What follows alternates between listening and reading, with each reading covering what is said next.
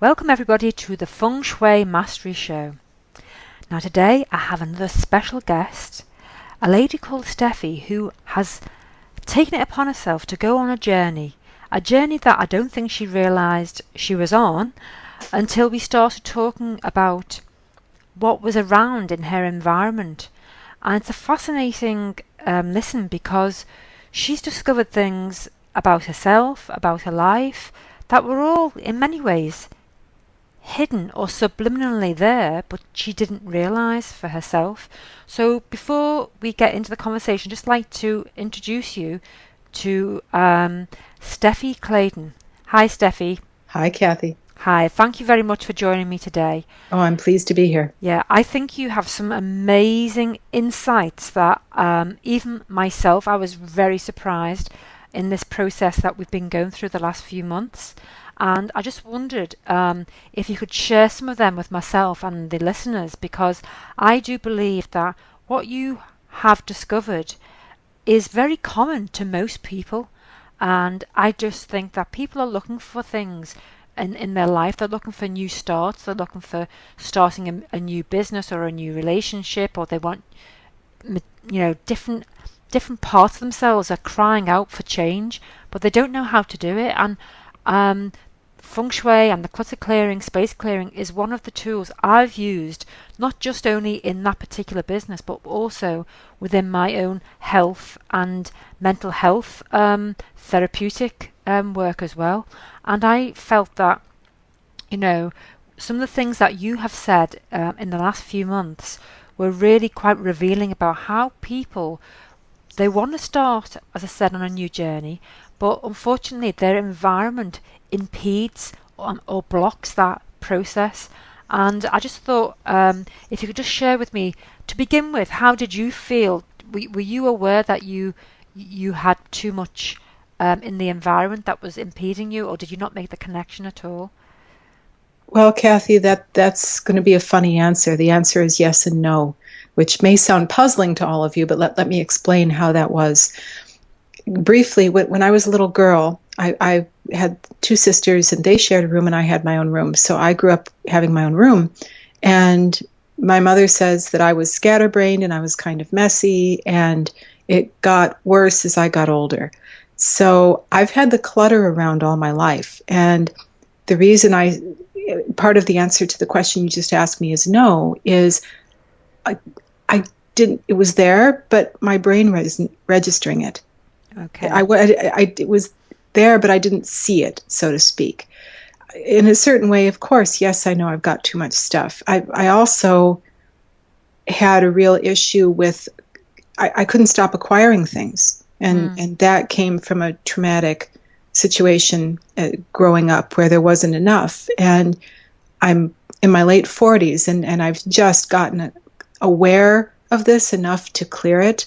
And I so recommend to people that they not spend another day longer than they have to living like this, because there is another life and it's a heck of a lot more comfortable than, I had a storage unit. I've dragged stuff around with me for years. When I moved from the US to the UK 10 years ago, I spent a lot of money moving stuff over here that then went into a storage unit, and I've had it. Case in point, I had a wedding dress. I think I dragged that thing around for, I can't remember how many years. And when I finally pulled it out and looked at it, because I was contemplating getting married, first of all, this is a dress that I associate with someone else, and I wouldn't want to associate with this man. Second of all, it was hopelessly outdated. I wouldn't want to wear it, and it wouldn't fit anyway. Yeah. And I just kind of laughed. The good side of this is when you start to clear, it may make you a little sad at how much you've been holding on to and what you learn about yourself. But then the good news is then you start laughing about it pretty quick. It is funny that you think that you really, really, really needed this. Yeah. It's really interesting to say how you're talking about the whole process of letting go is so important, and it doesn't have to be a bad or a bad process, but sometimes we in the health quarters we actually call it almost like a healing crisis, because you're actually letting go of things that in the environment that are blocking you internally. And it's only when you let go that you create more space for new things to come in. And obviously, you've picked up on that you Mm-hmm. know, and one wants to say it's a generation thing, but it's different generations have had different reasons for clawing onto things. So the older generation, older than you, they would have held on to things because a lot of people, in the 1920s, 30s, 40s, they didn't have enough things. So, when they actually got them, they wanted to hold on to them. And then even the generations after that, we are now in the West certainly lived, 40, 50 years, 60 years in the material world, so to speak, where we have actually been conscious, in some ways, consciously, habitually craving for things that are going to give us emotional, spiritual answers. And so I think that when people let go, there is a space there, and people often can feel uncomfortable with space because then they have to, in many ways, look at themselves, but it doesn't have to be that torturous. How have you found it? Yes, the revelation to me has been, I mean, we're talking since I was a teenager, and as I said, I'm now in my late 40s. We're talking 35 years of plus of hardcore acquisition behavior. I never stopped to evaluate. I never stopped to think. And I don't beat on myself because I couldn't. I didn't know how. But I've accumulated stuff. My running joke is, listen, if you need to floss your teeth, come over to my place. I've got at least 27 packets of dental floss because I just buy without saying, oh, well, I'm going to need some of that. And then I come home to find that I've got 27. That happened once many years ago when I was living with a boyfriend. We went to the grocery store. He was putting the groceries away. He started laughing from the pantry. I said, what's so funny? And he said, you can stop buying tuna now. I said, what do you mean? He said, we've got 27 cans of tuna. And this is me making sure that there's enough just in case something horrible happens. And nothing horrible is going to happen. It's when you are acquiring from this mentality, you're keeping lack in place. You're locking lack into your life because you're planning for lack. When you can trust that you've got enough and that you can get whatever you need to when you need it, you don't have these impulses. I mean, just a few months ago, I would walk down the street and see, oh, that dress. Oh, I need that dress. I got to have that dress. And it was seriously just about a matter of life and death to me because my identity was so wrapped up in the stuff. Now I walk through Richmond and I go, hey, what was I thinking? What have I been thinking all these years? I don't even know. And you've been to my home. You've seen I have a lovely place to live. I have more than enough of everything, and I'm a much more relaxed, happy person, having not gotten rid of that rather acquisitive behavior for no good reason other than fear. So I would tell people that's the first thing you've got to do is when you're going to acquire something, ask yourself why. What's this for? And there's nothing wrong with having nice things. I aspire to have a big, gorgeous house on Richmond Hill. Great, wonderful. But I also don't think that I'm going to get happiness through that. It's because I'm basically happy that I can enjoy something like that. Don't think that anything you buy is going to make you happy. Well, thank you very much for those. You've mentioned 2 or 3 points I'd like to kind of just pull out on there because there's 3 points and really they're crucial to anybody wherever they are in their life, whether they're teenagers or whether they're older. They really are crucial, and I resonate with certainly with 2 of those, and that is the acquisition of material stuff in terms of clothes or shoes or items. We all love design, we love colour and beautiful aesthetic items, and as you say, there's nothing wrong with that at all. But to think that happiness will come as a result of that, and so by evaluating what is around you, you have to ask yourself, why are you focusing on that? And once again, I do think that in the West we have been, in many ways, subliminally given messages that this is the way to go. If you actually want to feel a certain way, which is a certain way of happiness. And second of all, you mentioned a big issue which I haven't really touched upon too much because it really is of a spiritual nature as well, and that is that those things that you do have, if you have to have them in order to wear your own identity, because then it begs the question, well, what is your true identity? And it's quite interesting that, you know, people define themselves by, I don't know if they define themselves by the kind of designer labels they wear or things like that, but it's these realizations that when you start to really look and say, well, why did I buy that or why have I got that? That the issues of identity certainly start to arise. I interviewed another lady and she said, when I started to pick up the things off the floor and the clutter in the house, she said, I discovered the dreams had been buried deep within the clutter and that my dreams started to arise out of nowhere. And these are the kind of realizations that people feeding back to me, which are, you know, they're quite big realizations because, you know, people are looking for answers or solutions or realizations to their life, and it's not until they look around in their environment, what does it say about them, you know, Very much so. Yeah, and what does it say about you? What are your values and priorities? I mean, honestly, I had to realize that to me, clothes, jewelry, makeup, perfume, blah, blah, blah. Although, in fairness to me, I had a number of books as well. It wasn't just all about my looks.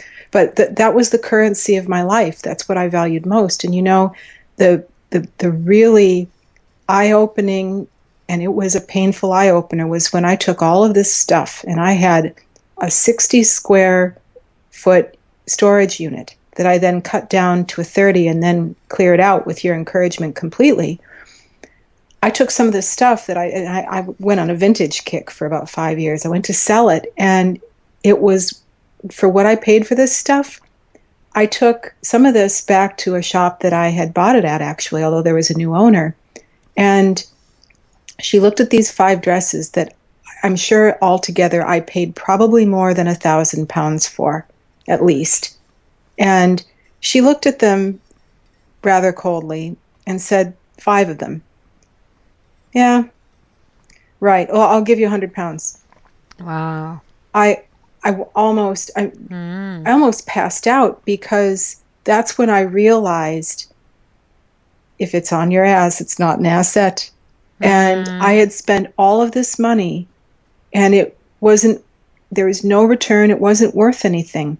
This mm. is not anything I've gotten. So I have sold some of it. I've donated quite a bit, but I have sold some of it. And I've gotten a fraction for what I paid. And I left that place. I did not choose to sell those items to her because I could get more on eBay. And I know what she was probably going to turn around and sell it for. And I just didn't feel good about it. So I left. And I drove home in silence, just think that was now, if for me to buy a dress, if I'm going to pay £200 for a dress, I'm going to think very carefully what else I could do with that £200. And chances are, I'm probably not going to buy the dress. In fact, I can tell you, I don't even have the urge to buy clothes anymore at Mm, all. yeah. I would only buy something if I needed it. And that's another thing to touch on is learn the difference between need and want, but we can get to that in a minute. That was a absolute lightning bolt moment in my life where I spent all this time and money collecting this stuff and someone kind of flicks their eyes over, yeah, I'll give you £100. Yeah. Whoa. Yeah. So basically, all the investment in that has kind of gone to seed almost. It wasn't an Um, investment in the first place. It no. was me indulging myself, although that's probably a little hard on me. If I'd known how to do better, I would have. And that's Yep. what I would say to anyone of be gentle on yourself when you realize it's the way you lived. And most of us do live sleepwalking or half awake or whatever. When you're ready to wake up, you'll see. Well, this is the interesting aspect to what you're saying is that a lot of people, when even friends, they invite me to their home or, you can see that they're shifting from one leg to the other. And it's because they're a bit kind of, they either feel guilty or they feel, uncomfortable. And I say, well, this is not about me, and I'm not asking you to feel that way, but it does tell you that there is something that people are almost suppressing or hiding from themselves as well as other people, when it comes to their personal items. And it's not until you actually embark upon this process of letting go that, as you say, you start to see what you associate yourself with in terms of Hmm. self-worth, you Well, know? my entire self-worth was built on what I was wearing. Yeah, And that was when I realized that. I think I probably did break down and sit and cry, yeah, because that's very sad, because I have so much more to me. I just wasn't giving myself enough credit, and I just was not developed. I don't mind saying I think I've walked through my life as a very immature person, and not to put myself down, just immature. I think I've probably been stuck yeah, in my early teens, mid-teens, if that's where I operated from. yeah. And It's it's interesting because that word stuckness is often the epitome of where people are a lot of the time, is that they are stuck. And once again, um, rather than kind of psychoanalyzing people, which mm, is not my job at all, I'm not trained right. for that, and I don't want to get into that. What's interesting is that when you look at the environment reflects back to that person, but often they can't see it, what Mm-mm. exactly it's actually saying to them, Mm-hmm. and sometimes it does need somebody to come in and state the obvious, state the obvious. So I think, who would have ever thought that we're starting off talking about clutter clearing and it's brought up all these issues and some fantastic insights for you personally. But I don't think you're alone. I think that there is an awful lot of people, and we're not talking about necessarily people who hoard, or we're not talking about people who are hoarding, or they're out of the ordinary in terms of storage. We're talking about people who just go out and live their lives. And, who would have known that having this conversation would have brought up all those, you know, your own insights into yourself, your identity, your value, your self worth, your your investment in Mm-hmm. certain things, but also as you're letting go, you know what you began to realize, and I think you're continuing to realize, because Mm-hmm. you realize that it's a process. It is. It's You're not. not done one Yeah, day. that's it. It keeps going. I mean, Kathy, I just so everyone knows. I mean, I met Kathy at a retreat that we were both at, and on a break, I happened to wander outside where she was speaking with some people. I've certainly heard of feng shui. I kind of thought it was a little bit superstition mixed with some practical stuff. Whatever. I wasn't a great disbeliever, but I wasn't a great believer either. That's for sure. And I just happened to sit down and listen, and I heard Kathy talking about the energy of things, and I started to really get this. And then she offered to come and visit my home, and help me with feng shui in my home, and which I was delighted about. But I told her I knew I needed to clean up first, because there's no point in having an expert like Kathy come and say, clean your house. I knew that. So didn't want to waste her time or mine. So I did that, and then had her come, and there were such simple things. Just the one simple thing of in my second bedroom is so tiny that I use it as an office, and I had the chair that I work in all the time facing the door. Now, I'm lucky enough to have a skylight in this little room, so I quite like this room. But she said the first thing she said was, move your chair facing out. That in and of itself changed the way I feel when I'm working. I look out, I feel more expansive, just a teeny little thing like that. And then little things here, there, and everywhere. And I was just astounded at what insights she had. And then what I thought what was most effective, though, that really pushed me to make the biggest change, I firmly believed and had justified in my head that I needed a storage unit of some kind. well, this place is tiny. I can't be, I'm an adult. I had more space when I was 10 years old. And I have to have a storage unit. That's just the way it is. And she just asked a simple question. Do you really need that storage unit? And it was done nicely. It was not done to push me. It was just Kathy holding up a mirror for me to look in if I chose to. And I chose to look.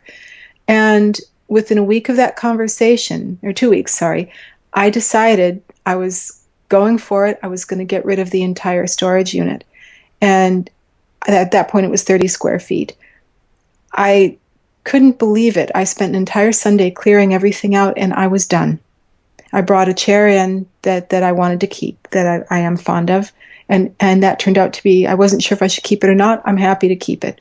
And it, incidentally, Kathy doesn't say just clear everything out and have blank space. That's not it, and just throw everything out and start over.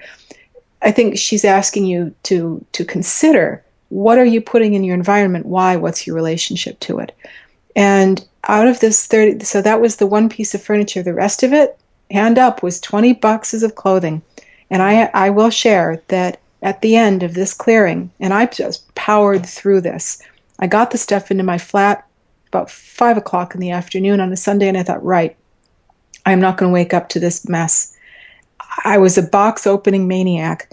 And I decided at the end of that day, I am the Warren Buffett of clothing.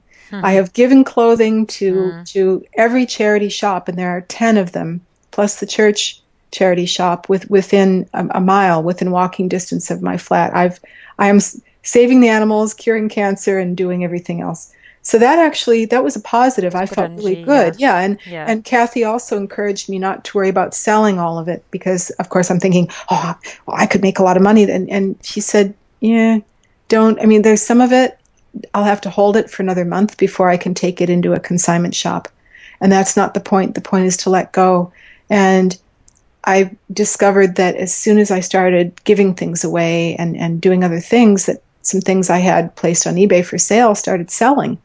So you don't have to worry about it. Just let it go. And I powered through 20 boxes of clothing. And I'm here to tell you that at the end of it, I had 15 items that I decided to keep. Wow. 15. It was all, either it didn't fit, it didn't suit me anymore. Well, you're going through a different phase as well. Yeah. You were saying that you've shifted, that immaturity you're talking about, it sounds like you've shifted in terms of what you wanting to wear now. Not like it's old clothes or anything like that, but just that there's a different perception now. Now, I wanted to ask you, Steffi, about your business as well, because I know that you were having some blockages there. Yes, very much so. Of the business side, and I'm just wondering, how is that going now that you've actually sorted out a little bit more of an office type environment for yourself? Well, it's definitely getting better. I had someone ring me last week out of the blue and say, well, we'd like to advertise, because I have several businesses, one's a publication. We'd like to advertise. Where do we send the check? Oh, okay, nice. Okay, good. And as I mentioned, things started selling on eBay. I took a couple of pieces out of the flat to the antique shop, and last week a chair suddenly sold. I'm having more people come to me now, business-wise as well, calling me and finding me. And can I ask you, what's for you, not me, because what is the association for you in those two pieces of action that have happened? One, clearing the space, and two, new opportunities. What's the connection for you? Well, for me, it means you're making room to let new things in. You're not overflowing. You're not holding onto the old. When you make room, new things come in. And if you're holding on to all this old stuff and literally there's no space, then you can't. I mean, I sit in my office. One thing we did was we cleared the shelves that I had cluttered with all my personal memorabilia. And Kathy showed me what corner to put that in. And I've now got it on a display stand that I had, and I'm really happy with it where it is. And now I'm sitting in my office looking at this nice clear space, and you just feel better. You can't help it. You just feel better. And I find that I'm not attracting people anymore who don't who don't want to pay or don't want to pay enough. When this company rang and said we'd like to advertise, they didn't haggle about the price. They didn't bargain with me. I'm finding just more is coming to me, and they're the right kinds of people, and it's just It's interesting, isn't it? yeah. If you'd also held a lot of that stuff back, because this is what people Mm-hmm. do. Oh, I'll sell that to so and so, and I'll Mm-hmm. sell that to so and so. Instead of just letting it go and getting rid of that blockage, now because you've done that, more space for new things to come in. Yes, yes, and I got that. I think I rode around for 2 days on that wonderful Warren Buffett feeling. I Yeah, thought, I am channeling Warren Buffett. I have given away, because initially I thought, well, but I paid blah, blah, blah for this. I can't just give it away. And I thought, yes, you can, because you've used it. The other thing I want to say that's very important, mm, as I packed these things mm, to donate or sell, I was thinking and saying out loud sometimes, thank you for being part of my life. I've appreciated you. I'm releasing you to your new home. yeah, yeah. You know that's very important to state is when you start to release this stuff, don't say, oh, what a waste of time, what a waste of money. Have a negative Don't energy yeah, with it. don't Yeah, disparage yeah. these things. And also, it's about the gratitude, isn't it? I think Yeah. that if you're, all the clothes that you did have, I mean, it's about being grateful. And I think Mm-hmm. something I didn't pick up on before, which is very, very common. I see it with a lot of people who are very wealthy, actually. They're very wealthy, but they've got this fear of poverty, Mm-hmm. and it stays with them all their life. Mm-hmm. Despite the apparent income they have, or and the outward shows of luxury, or you know well-offness, so to Mm-hmm. speak. When it actually, when you scrape the surface, Uh-huh. what my discovery has been, that there is a fear of not wanting to actually spend money or celebrate it. And Yes. so, this whole thing of the gratitude, which you were saying about you're grateful that you had all those clothes and you Mm-hmm. wore them and you enjoyed them, because nothing is ever permanent anyway. It's all temporary. So all the Exactly things that right. we've got now, it's all temporary in our life. Mm-hmm. And so it's all about our attachment to things. And I also see that the more things we can have, the less connection with people sometimes we have, because, you know, the things are taking up our time, and Mm-hmm. so there's less connection with real living things, whether it's dogs, cats, or people. Mm-hmm. So yes, I think that, you were saying about the whole gratitude and scarcity, and the concept that, I think some people have a siege mentality where they have to, like you Mm. say, store all. And I have to say, when I've spent quite a bit of time in the States, and you do see it in certain places Yes. where people have actually, it's not their fault particularly, they've been trained to consider that, one day all this is going to go, and so there's a siege mentality. And I think when you've got that, all you do is you actually build up more and more fear. Well, you do. And this is why also I think it's very important that I don't have a rainy day fund. I have an opportunity fund. If you're saving for a Mm. rainy day Mm. or an emergency, you're going to have a problem invariably because that's what you're attracting. Thank you for saying that. That Yeah. is absolutely brilliant. Yeah, that Yeah. everything, things that are tucked away for the eventuality of some amazing, disaster that's going Hmm. to be fit us all. I mean, just actually thinking like that is actually encouraging the very It energy is. that you don't really want. You're on that wavelength. Well, for example, I have a lot of frequent flyer miles.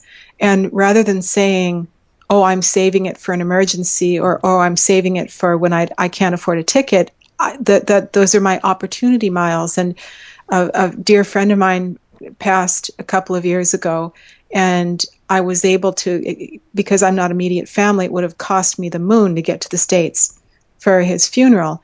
And I I viewed it as the opportunity to go and celebrate his life with Mm, his family and his friends. It wasn't an emergency; it was an no. opportunity, Yeah. and I was rewarded on the way home.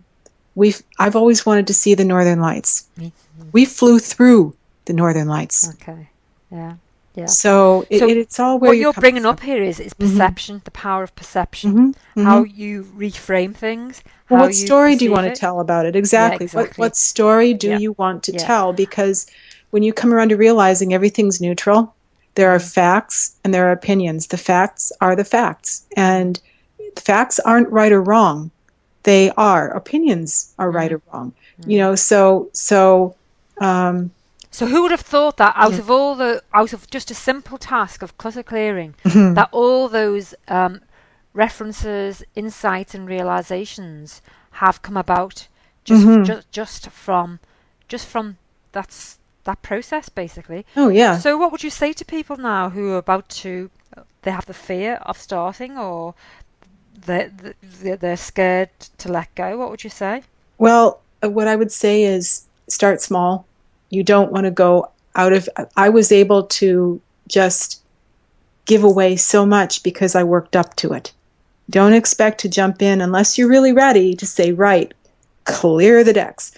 For example, one thing I chose to keep that I may never give away is when I got married 5 years ago, I had a two-piece wedding dress. The skirt I gave away to a charity a while ago, but the top I like. And I put it on the donate pile and I looked at it for a while. And you know, these things will speak to you. They'll tell you if they should stay or go. Mm. And I wasn't ready to give it up. I like that. I associate positive things with it, and I'd like to use it, and I kept it. Okay. So So yeah, I you're would saying say that when you're saying there's a conversation with things, I mean, mhm. people might find that a little bit Yeah, strange, they might but find it a little odd. yeah, but actually, what I'm getting at is that there's a relationship between you, the person, Hmm. and the actual environment that you have put yourself in. You've chosen Hmm. to go there, and that you have designed. So there's a relationship and between you, the living Hmm. thing, and what's outside of you. Because Absolutely. really, if we take this to a higher level, Hmm. is there any difference between what's around you and what is you? Because it all comes back down to energy, really. It does. Everything is energy. So, this whole thing of dragging matter around, and I have realized that myself, that, bringing things down from the north of England to the south and up from the south up to the north. And often I think, I spent my life just dragging matter around with me. No wonder people Yeah. feel heavy. No wonder people Yeah. feel impacted and stuck and frozen, because most of our times we're impacted by just being stuck with matter. Matter, I mean, whether it's furniture or clothes or stuff, basically, and that the higher vibrational, it's not even a matter, the higher vibrational um, zone that we have within all of us is actually not cultivated, because we're dragging ourselves constantly down into very slow vibrational matter, and Hmm. then we spend our time dragging it around with us.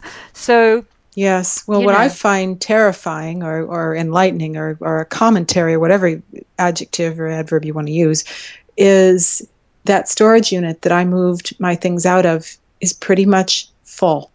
mm. There are very few empty units there. So what does So, that say about humans? Is that yeah. they're living in a box, and they've Hmm. also paying high prices for another box that Hmm. basically is from another era of their lives, and they can't let go of it. That's what that's about. It's about not letting go. Don't let the storage unit companies hear this podcast, Kathy. They'll be very upset with us. But you know, I think there are reasons to keep a storage unit, but I think that it's all too easy. I know several people off the top of my head who've had these units for years. At a certain point, be real. You Yeah, don't need that that's stuff. You're right. never going to see it again. And because it's only 100, 100 or so out of your bank account every Well, month, you I'll don't really miss it. I'll make you feel better now by Mm. citing another lady I know who has just sold her house in Sydney, and she was crying because she had stuff in storage for 14 years. Oh. And because she flew out from England to sell the property in Sydney to return to England, she had to sell everything. Everything Wow. that she'd had in there for 14 years. and she couldn't get rid of it because now it was dated. So, Exactly. Yeah. so I mean, this is not an anti storage moment. This is about storing up, realizing that we store up um, feelings and thoughts and memories, and then we put it in a box, and then we forget to live in the present. We're all guilty of that. So, is there any one thing that you'd like to pass on based on Mm. your own experiences, Steffi, that would be of great help to people who are listening to this? One thing, just get started. Just get started. Let if it's letting one thing go a day, just start, and then it will open up a lot for you. Yeah, yeah. Mm. Well, thank you very much for joining me today because I Oh, think thank you those for having me. insights are just absolutely amazing. And they're not just practical insights, they're also the kind of insights that you wouldn't really be able to get, I think, even from a psychology No, assessment. it was Or a practical hands-on yeah, exercise for sure. yeah, it was, but we've got other insights that are of a spiritual nature, all about identity, all about, who are you and why are you doing what you're doing and where you would really like to go in your life, and that's that'll be for another interview about then implementing the feng shui into the space you've actually created now for your new life. What is it you want to put in there? Because, as you said rightly before, it's not about minimalism. A lot of the guys I find sometimes they think, oh, it's all about four white walls. No, it's not. It's about how you relate to what is around you. And by putting in certain things in that environment, whether it's a plant, a living matter, whether it's a colour, whether it's an aroma, you are connecting with that all the time. And so, what is it that you want to create for yourself, for your life? And that will be the next stage that we can actually discuss anyway. So, Excellent. thank Thank you you so very much, much. Yes, Steffi. been Thanks for brilliant. helping me with all of this. You've been No, a great conductor of change in my life. Thank you. I think we're both alchemists of a kind.